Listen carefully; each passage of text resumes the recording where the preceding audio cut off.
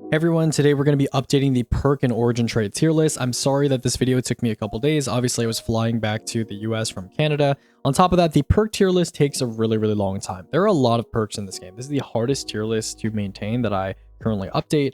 This thing has over 200 entries. There are over 200 perks in this game, and I rank within tiers. So it's very difficult, as you might imagine, to compare a damage perk and a reload perk. It's like subjective to some degree. So you have to make these judgment calls over and over again for like 200 different perks. Really annoying stuff. This time around, some of these within tier rankings are a little bit inaccurate because I kind of filtered everything by specific tags. So like all the utility perks, all the overflow perks. So I'm pretty confident on the tiers that all the perks have landed in, but I'm not super confident on the order within the tiers because some of these I didn't bother sorting through them because I just ran out of time. It's just too much work. So over time, we'll gradually make the ranking a little bit more accurate. But in terms of the actual tiers that all these, different perks have landed in, I'm pretty confident with that. Okay, we also did origin traits. So let's briefly, I don't have any script, I don't have any outline today. I'm just going to go from top to bottom and we're going to cover the highlights, just the hits. We'll try to make it quick. Okay.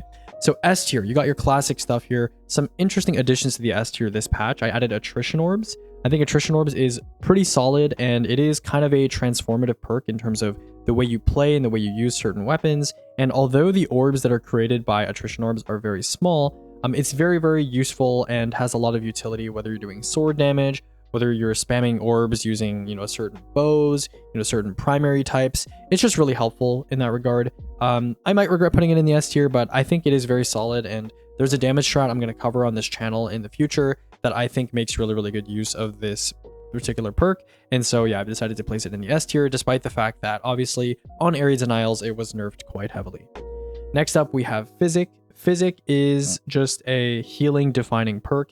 It is the quintessential example of when I rank perks, for those of you that don't know, I rank them based on their raw effect, right? Not necessarily going to penalize them because they're only available on specific weapons, which is why, for example, 4 times a charm, although precision weapons are not really super meta right now, it is still an extremely strong effect. It nearly doubles your total damage and your mag size at the same time. So it basically acts like rewind rounds, plus it doubles your damage at the same time, doubles your total damage. So the effect is one of the strongest in the game, and so I put 4 times a charm in the S tier. Now, another change that I made this season, by the way, is that I got rid of the H tier. Now, I know, it's a bit ridiculous for a tier list to have 9 tiers, but the reason why there was even 9 tiers to begin with was because there are 210-ish perks that I'm dealing with here. But I decided this season I would be able to compress things a little bit. The G tier is not even really a tier at all. This is just PvP perks, like no real PvE benefit. Just ignore this tier for PvE. Now, the S through F tier, that's going to be the stuff where it's actually potentially usable in PvE. When you get down to the F tier, maybe it's a little bit more questionable, but that's kind of the system that I wanted to go with. S through F is the real tier list. G tier is kind of just ignore. We're not really going to talk about stuff like Encore and PvE, so that can kind of be safely ignored. So with that out of the way, S tier, I mean, the rest of these perks, we've talked about them before, but attrition orbs and Physic are new to the scene. Physic is absolutely insane, can extend restoration ×2 if you use it on one of your teammates. It basically is the reason why the solar support auto feels so much better than the strand support auto in many ways. It's just like an insane perk. It's just an insane perk that basically doubles the usefulness of a support auto. And the support auto is already pretty good even without this. So pretty solid stuff. A lot of the time, the reason why Physic is fundamentally broken is from a game system perspective. A lot of the healing sources that you provide your teammates, they don't also heal you, right? So Physic kind of breaks this idea by allowing you to use one of your teammates as a healing battery, despite the fact that you're expending your resources on healing them, right? So really cool stuff from Physic. A tier, I think this is all kind of stuff that we've already talked about. Reaper's Tithe is a new perk. Reaper's Tithe, one of the reasons why I put an A tier here, despite the fact that it's quite a situational perk, I think this perk is mostly useful for speedrunning, like storing a damage perk, and then basically pulling it back out and using it for DPS so that you don't waste the timer. Pretty useful for that. However, I will say Reaper's Tithe, if it's ever on like a waveframe or an area denial, this perk duration is so insanely long that, like, let's say you have an area denial, or let's say you have a waveframe and you get 3 kills, and that gives you a 30% damage buff for 15 seconds. That's already pretty long. But then any single kill that you get will extend it by 6 seconds. So basically what I'm saying is any sort of area denial that you have, any sort of weapon that can clear multiple adds at the same time, you basically get an extendable perk that doesn't drain when your weapon is stowed. And you can basically have this for the rest of the encounter. Like, it's impossible to not keep this up because the timer stows when you put your gun away. So insane stuff here. Actually just like an insane perk for potentially using for roaming, which is why I put a spree tag here. But for burst damage alone, it's like pretty decent. It'd probably be in the B tier, but I'm putting in the A tier with that consideration in mind. Okay. Trench Barrel, Jolting Feedback, Chill Clip, Rewind Rounds, Chaos Reshaped, Incandescent. These are all, you know, classic A tier picks. Not much to say there. B tier. Let's talk about the B tier next. Lead from Gold has increased in usefulness as a result of, you know, deterministic ammo and people relying heavily on like Seno and Aeon for heavy bricks, and then just kind of like scooping them up and turning them into special. Pretty helpful stuff. Allows you to focus more on maybe like heavy finder mods instead, and then relying on those heavy bricks to give you special. That could potentially be useful as well. It's especially nice because this kind of breaks the Juggernaut concept of the Bungie ammo system, where special weapons, those kills give you more power ammo, and power ammo, those kills give you more special ammo. Instead, you can just use special weapons to get more power ammo, and then the power ammo naturally gives you special ammo back, so you don't have to play like this cycle. Chain Reaction, this is excluding considering the ammo generation stat here because that's being removed in the next patch, which will be updated here. This is just considering the raw ad clear potential, which will place it in the B tier. We have Withering Gaze and Slice, both of which are kind of niche perks that are specific to specific moments in endgame gameplay, whether it's debuff extension for Tractor or Felminter. Slice can be useful on classes that don't have access to, you know, the Severing Dart that Hunter has access to. That can be potentially pretty nice. Archer's Gambit, super underrated in my opinion. This is better than tier 3 Onslaught for a single hipfire hit, which means it's usable for DPS as well. So as we test Hierarchy and we test Legendary Bows, you will come to see that this weapon, this perk, despite the fact that its effect is restricted to bows, which are one of the weaker legendary archetypes in the game, the actual effect of the perk is insane. It is insane. Like, you will see what Archer's Gambit does in future videos where we cover bow DPS. Okay. Air Trigger Field Prep, these are here for the ammo gen stat stuff. Whirlwind Blade, consistent, very, very consistent sword damage perk. Shoot Salute, Bipod. Bipod's still usable for bipod swapping. You can swap from like maybe a sword to a bipod rocket, then swap to a regular damage perk and keep a lot of those rockets. You can also vacuum ammo on bipod. My friend Spider has confirmed that bipod does in fact get higher pickups at certain thresholds compared to normal rockets if you have high enough weapon stat and scavs, etc. Okay. Recon, Autoloading, Clown Cartridge, just the classic solid reload perks. Reconstruction definitely helped out quite a bit by this 25% mag refill change. For those of you that don't know, in order to target nerf rockets but keep the other weapons the same, Bungie made it so that obviously the cooldown's a lot longer, but instead they changed the 10% mag refill to a 25% mag refill, which makes this a lot better of a perk on non-single shot weapons, aka not Mountaintop, not Theodolite, not and Rocket, right? So a lot better on stuff like machine guns, which is pretty nice.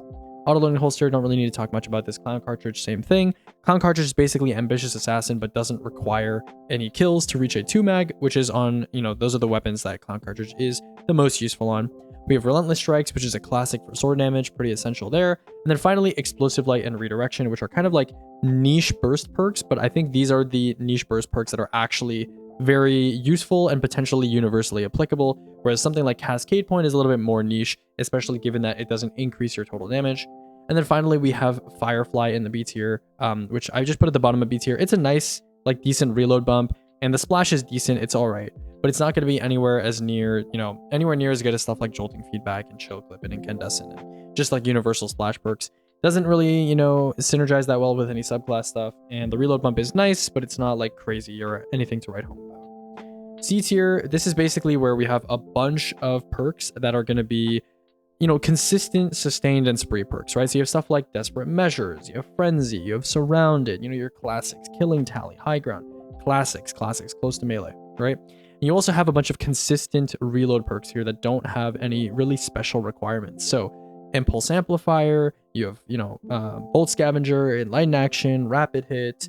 These are all kind of classic reload perks. Replenishing Aegis. C tier is pretty fat, but this is where the bulk of your standard, pretty normal run-of-the-mill perks are when it comes to viability, right? We have Demo here.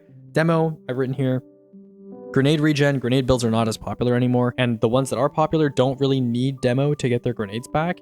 And then you have reload options. Again, Demo, Rocket Rotation. You know, it's really not a great time to be doing Demo reload rotations. It's just not as, you know, popular anymore, not as relevant anymore. Sharp Harvest, new perk, thought we'd throw that in there. Pretty small amount of special ammo given back to you, especially if you have 2 specials, but it's not too bad, right? It's not too bad, and it is potentially useful in roam content. A lot of people are taking like a Sharp Eager Sword. That's potentially useful. So Sharp Harvest, I didn't want to put it in the same column as like a Relentless Strikes or as in the same category as something like a lead from gold, because obviously those are much more tangible ammo benefits.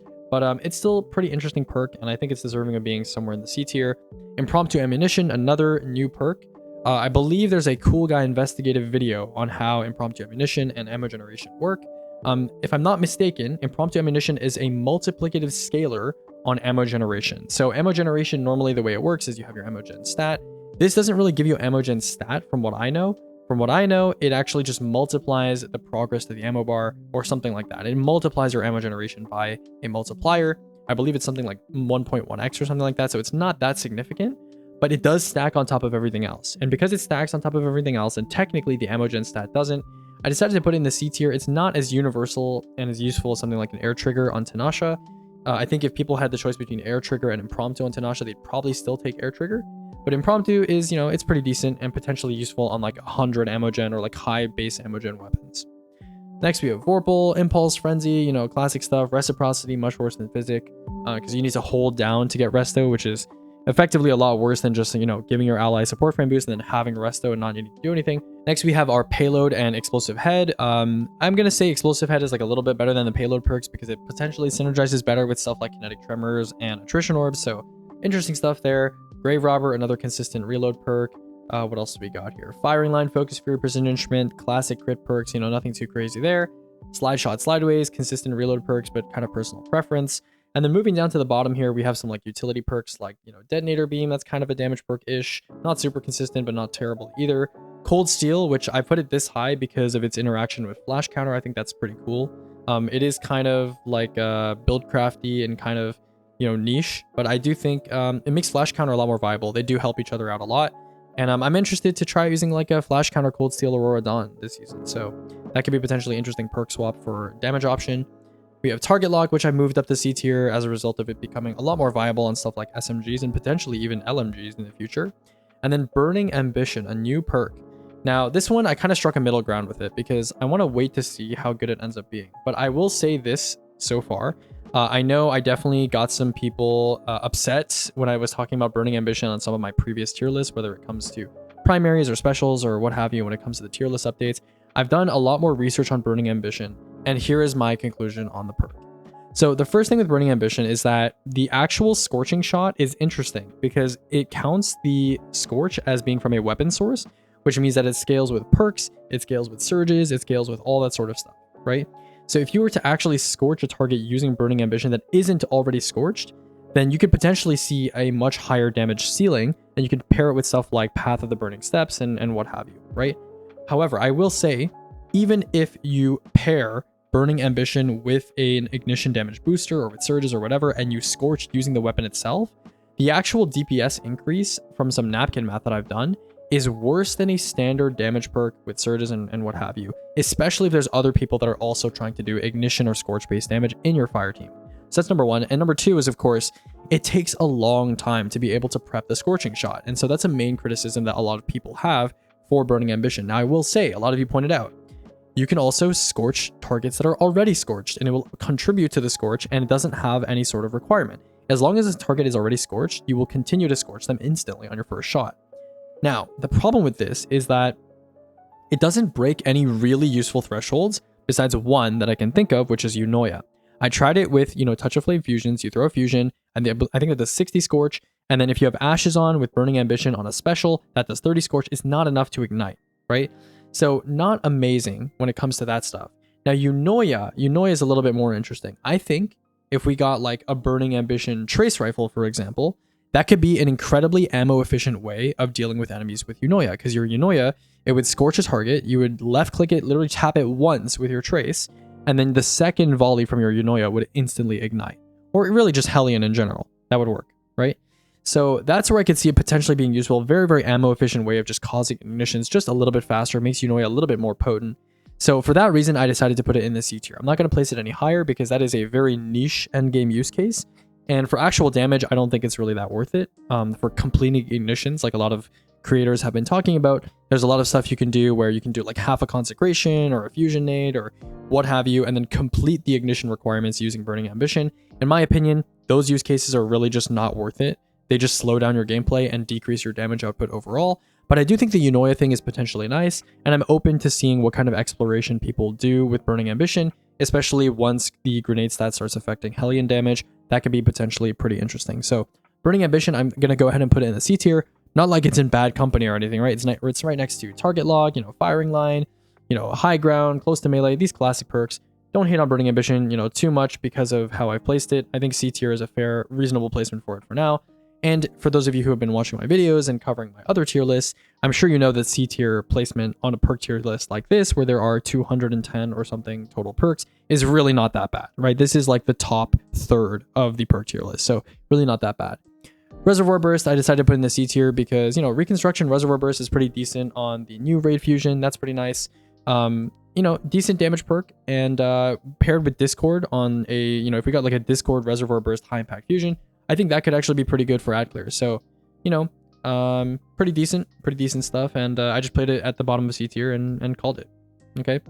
D tier is up next. D tier, it's just going to be like your mediocre splash perks like Headstone, Dragonfly, your more niche roam perks like Golden Tricorn and Sword Logic, your more niche reload perks like Loose Change, Eddy Current, Beacon Round, stuff like that. And then down here, you start to get to like some of the worst splash stuff like Tear and Demoralize and Rolling Storm, which isn't even really a splash perk. You have some more situational reload perks like Threat Detector. And let's talk about Blast Distributor real quick, because that's also a new perk. Blast Distributor is, you might be wondering, why is it in the D tier if later on, when we talk about proximity power, that's in the E tier? And the reason for this is because Blast Distributor, not only does it give you 65 total grenade for an on-hit effect, not an on-kill effect, but grenade in general is a better scaling stat than melee. Past 100, it scales up to 65%. Melee only scales up to 30%. So effectively, the damage increase you're getting on the relevant ability from Blast Distributor and max stacks versus Proximity Power and max stacks is significantly different, number one. And number two, with the playstyle that you have on 200 melee builds, you generally want to have your melee up all the time instead of needing to fish for kills. Whereas with Blast Distributor, you can pretty easily stack this up to 5 whenever you want to use your grenade. Your grenades are a lot less frequent, and it's just kind of a better perk overall. It's even viable for boss damage if you really want to use it for boss damage, whether it's for grapple melee or for actual grenades. And so Blast Distributor, I would say, is a lot better of a perk overall. It's on hit based. It's just proximity power just has too many requirements, right? You need 3 kills, you need to be within 50 meters of enemies, and you only get a certain amount per stack. You need 3 kills before you can actually boost your melee stats significantly. So yeah, I would say Blast Distributor is definitely a cut above. We have some other more niche, but like still usable, I would say, like situational roam perks like Master of Arms, Paracausal Affinity, Swashbuckler. Discord is in this tier as well. And then we have Cluster Bomb and Deconstruct, which are 2 sustain perks that are kind of niche. Cluster Bomb, I'm not putting in here because it's getting buffed. I know it is getting buffed. I just think I underrated Cluster Bomb, especially with Time Lost Magazine on Hezen Vengeance. I think it's nice. It's a decent damage increase there, which is pretty cool. And then we have Deconstruct. Deconstruct, a lot of people have been making the mistake of calling Koragos a construct or a vehicle. He is not. We have never really had a situation where we run into a raid or dungeon boss that is a construct or vehicle where Deconstruct would be useful. But even still, it's still like an okay perk. I'm going to put it in the bottom of D tier. Maybe it's deserving of top of E tier, but I'll leave it there because it's a one-of-a-kind perk. There's not really any other perks that boost damage to vehicles and constructs, at least standard weapon perks like Deconstruct, and not like origin traits like Hockey Breach armaments and stuff like that. Okay, E tier, I mean, pretty simple stuff here. E tier is really going to be your stuff that's really, really niche, or effects that are positive, but they're just annoying to activate, or just strictly worse than other perks, right?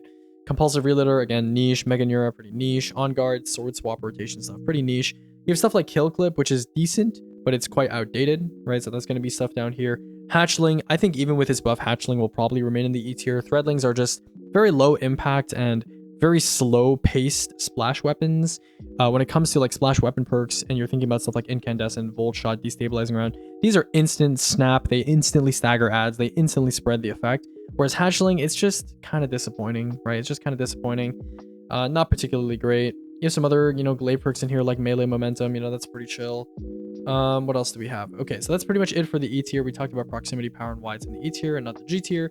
And then finally the F tier. This is going to be the last tier before we get to PvP stuff. F tier, I decided to put Binary Orbit in here. Binary Orbit, kills that mismatch your weapon alignment, already off to a bad start. This is basically Harmony, except for it's even more restrictive for a slightly better damage increase.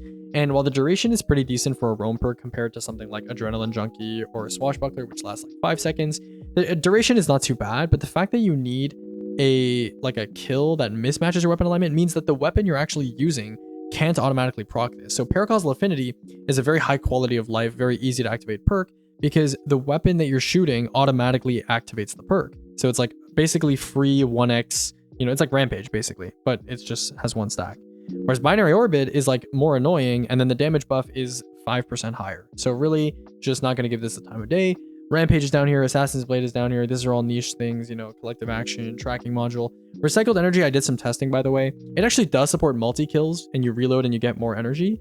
But the energy gains are still like very small. They're like Wellspring level small. And so it, along with, Wellspring, is going to be occupying some of the bottom tiers compared to stuff like Demo and Pugilist, where you can target the ability that you want to regenerate more effectively. We have some other stuff down here, which is like borderline PvP perks like, Cornered and Slick Draw and Quick Draw. Technically positive in PvE, but, not really useful in PvE at all, or almost unnoticeable. And yeah, that's pretty much it for the F tier. I don't think there's any other new perks in the F tier as far as I'm aware.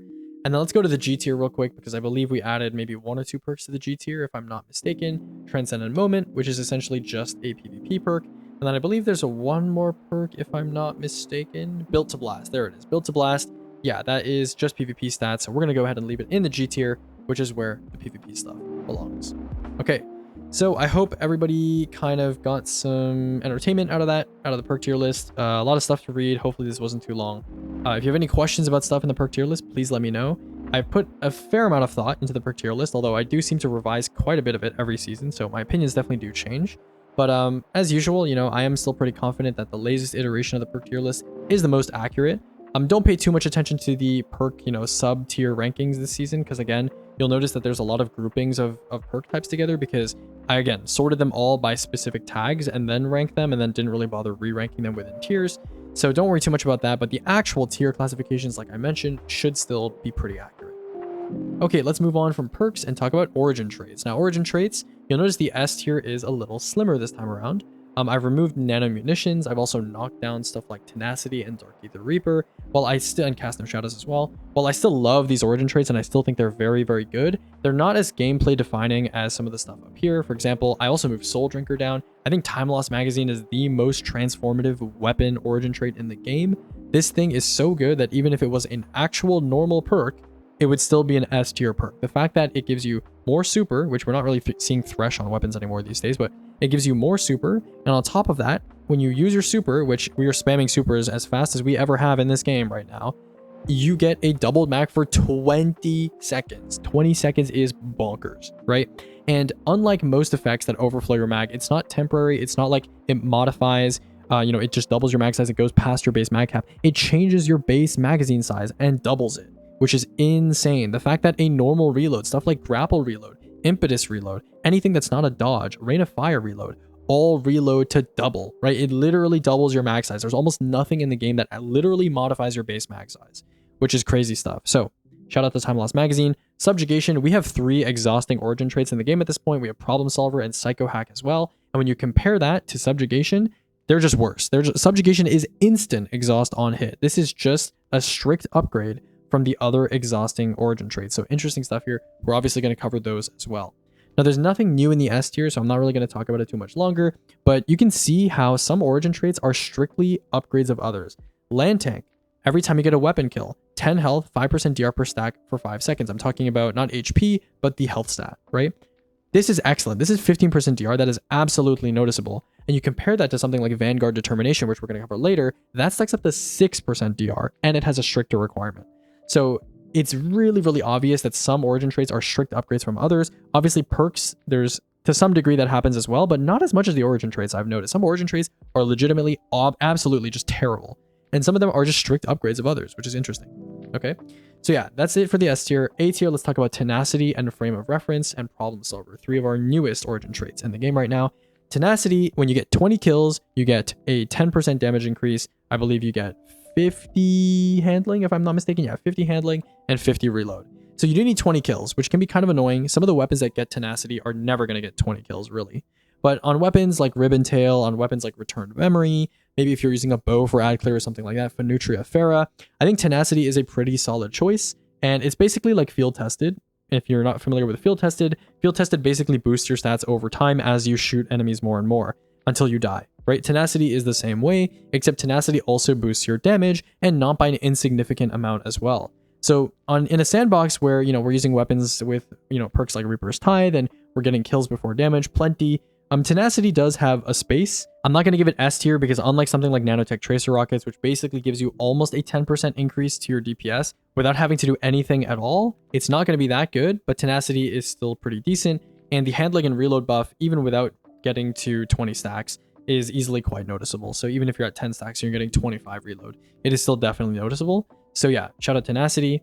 Frame of reference, the most notable thing that this origin trait does, at least until it's enhanced, is it gives you 7% more damage when you kill 5 ads, and then you can stow it just like Reaper's Tithe and pull it out later.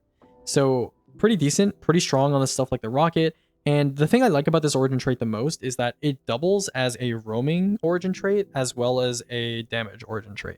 So you can use it on the rocket. I'm sure you guys know I've talked about how the when and where can be used to get a bunch of kills, stack Reaper's Tithe, stow the rocket, and then pull it out, and then you can stack Frame of Reference and Reaper's Tithe together for like some double damage action.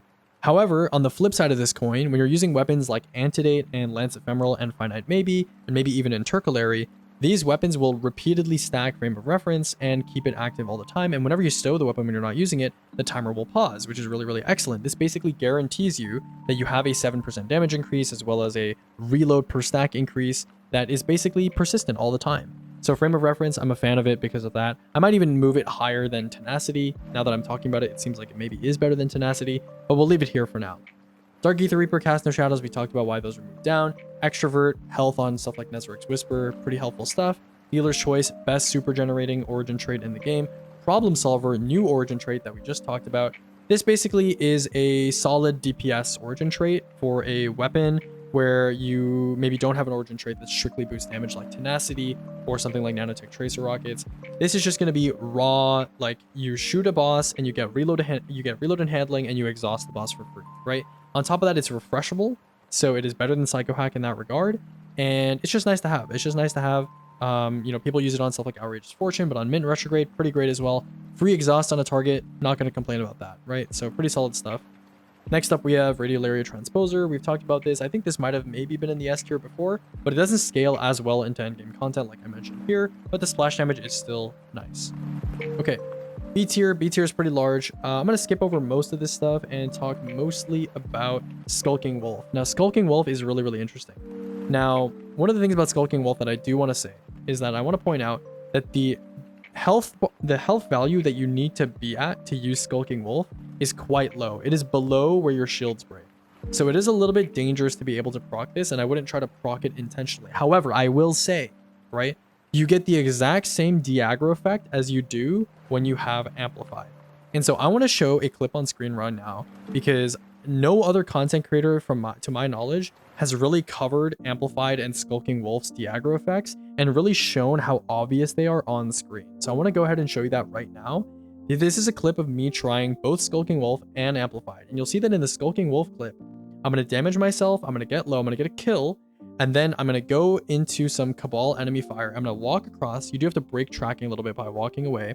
And then you'll notice the second my Skulking Wolf ends, the Colossus, all of them turn to me and instantly start shooting me. The frame my Skulking Wolf ends, they literally instantly start shooting me. They don't even drag their weapons across, they instantly start shooting me. So you can see just how potent and direct Bungie tried to make this effect, and the exact same thing happens with Amplified as well. And so a little tangent here that I think I was talking to some of my day one teammates that I said is, I'm looking at Amplified right now and I'm looking at what it does to you when the enemies are trying to shoot you, and you're playing a different game. You're playing a different game, like literally. Like I'm jealous. Like I play Warlock on day one, and Warlock doesn't really have good access to Amplified if you are playing Solar, which, you're playing Solar if you're on day one. And unless you're using like X-Theorist or something, you're not getting Amplified. So that's number one. And then number two is like, you could use Skulking Wolf, but it's a little dangerous to get that low, and it's not a very reliable effect. So you're playing literally a different game from the Titans and Hunters on your team, which no doubt almost all of them are going to have Amplified all the time due to stuff like Knockout, Arc multi-kills, Arc aspects, just they're going to have Amplified, right? And if you just look at these clips that I'm showing you, and you just look at the clips that I'm showing you, like, it's a completely different game. Like, these enemies just don't shoot you if you're moving. They just completely miss as long as you're moving even remotely, right? And it's just, I don't know, I'm just kind of jealous. Okay, that's all. I'm just a little jealous. Okay, you know, maybe a lot of those times that I'm dying to ads, like, I wouldn't have been dead if I was a hunter or a titan with Amplify, bro. This shit's crazy, bro. That's all I'm saying.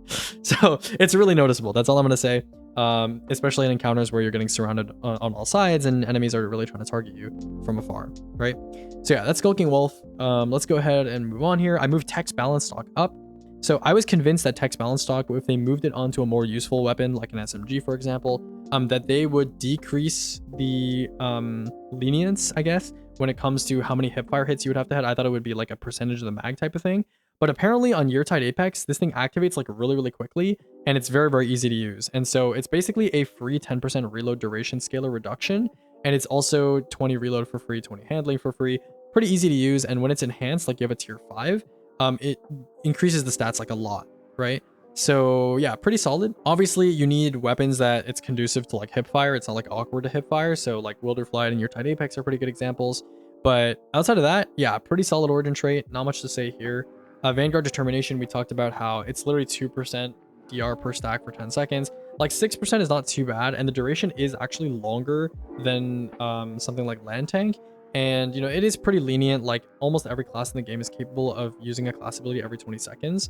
So it's not bad, but I do think that the DR is pretty unnoticeable compared to something like you know, like Land Tank, right? Land Tank is almost triple the DR. It's almost triple the DR.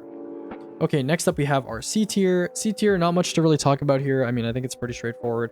Just either situational damage perks, situational reload perks, like Noble Deeds and stuff like that are still pretty consistent. Alacrity is like situational as well. Pretty straightforward stuff. Dream Work, you know, a little bit awkward to trigger that condition to activate its effect, and obviously doesn't work when you're solo. Okay, next up we have the D tier, Exhaustive Research. Now, Exhaustive Research, I thought this was going to be like a Nanotech Tracer rocket situation where the rocket, since the payoff is like you ADS for a long time and then you get like a high damage rocket. The rocket, as far as I know, does like the exact same damage, at least when I was using it on Percipial, as the Percipial shot itself. And so you're basically wasting like a full second or whatever it is, ADSing and basically doing like a box breathing thing to shoot at a projectile version of a bullet that you would have fired instead. And that is like pretty bad. It's not that useful. Maybe the rocket does more damage proportionally compared to like primaries. I would assume that they wouldn't make an origin trait where like if you have like a hand cannon and you ADS with it for a long time, then the projectile does the exact same damage as a hand cannon shot. That doesn't really make any sense, but maybe it's like that. I don't know. But the only thing this is really used for is getting ranged 1-2 punch on Percipial, because the rocket does trigger 1-2 punch and counts as like hitting all the pellets. But this is extremely niche, and 1-2 punch is nowhere near as important as it used to be when it comes to like additive stat. Like you would rather just like run up to the enemy and just like grapple melee twice rather than just like sitting there for a long time and trying to proc range 1-2 punch for some reason. Like just shoot the enemy at that point, right? So a bit awkward for sure, but maybe a useful effect, maybe a niche effect that potentially has some use here. You'll notice like I placed it at the top of D tier, like ahead of like a lot of these situational reload perks like Sundering. And so yeah, that's kind of where I think it is. It's lower than like the situational, but still like relatively commonly activatable reload perks, and the very, very situational like reload perks and QOL perks. Okay. D tier, I mean, no surprises here, pretty straightforward stuff. Not much else to talk about here. Yeah, there's no new origin traits in the D tier. E tier, also no new origin traits that I can see besides like fleet-footed. Fleet-footed, I want to see the percent movement speed increase, if it's basically the same effect as gun and run, or if it's like a separate thing, if it bypasses the sprint cap or not. Probably doesn't, right? It probably doesn't work like Assassin's Blade or anything like that. So I'm just going to assume that it's like going to be in the E tier. I mean, the requirements seem a lot easier than gun and run, so I placed it above. E tier is basically the last tier where it's technically positive in PvE, but you know, not maybe like a super amazing effect or anything like that. Maybe just like a handling increase. Whereas F tier is going to be stuff that is literally not noticeable in PvE. So Roar of Battle, Crossing Over, Nadir Focus, Right Hook, Disaster Plan, Head Rush. None of these are going to be like noticeable in PvE or really realistically usable in PvE. And so that's kind of how the F tier works. Okay, that is pretty much it. I think the origin trait tier list is like pretty solid. I think the order is pretty correct. The perk tier list, I think the tiers themselves are very good, like I mentioned, but the order within the tiers may not be perfect. We'll work on that next season. that's it for perks and origin traits. If I've missed anything in particular, like a specific perk or origin trait to talk about that came out this season, that's my bad. I didn't have an outline again or a script for this, but I will link the tier list in the description. You can see my reasoning on the right side here. Some of these descriptions are a little outdated because I haven't rewritten all of them because there's like 210 of them or whatever. But when the next DLC comes out, or not the next DLC, when Ash and Iron releases, I'll probably make sure that the descriptions are correct because a lot of these perks are getting changed or reworked or buffed or what have you. The enhanced effects are changing in Ash and Iron, and we'll talk about that again, and we'll revisit these perks when Ash and Iron releases. That's going to be it for today. I know this video is coming out pretty late today, but I wanted to get it out because I want to do one more video tomorrow before Ash and Iron comes out, and then we're going to be doing Ash and Iron stuff. New exotics, new weapons, new activities. Exciting. So that's about it, guys. Love all of you, and have yourself a good night or a good whatever time it is in wherever you are in the world. Goodbye for now.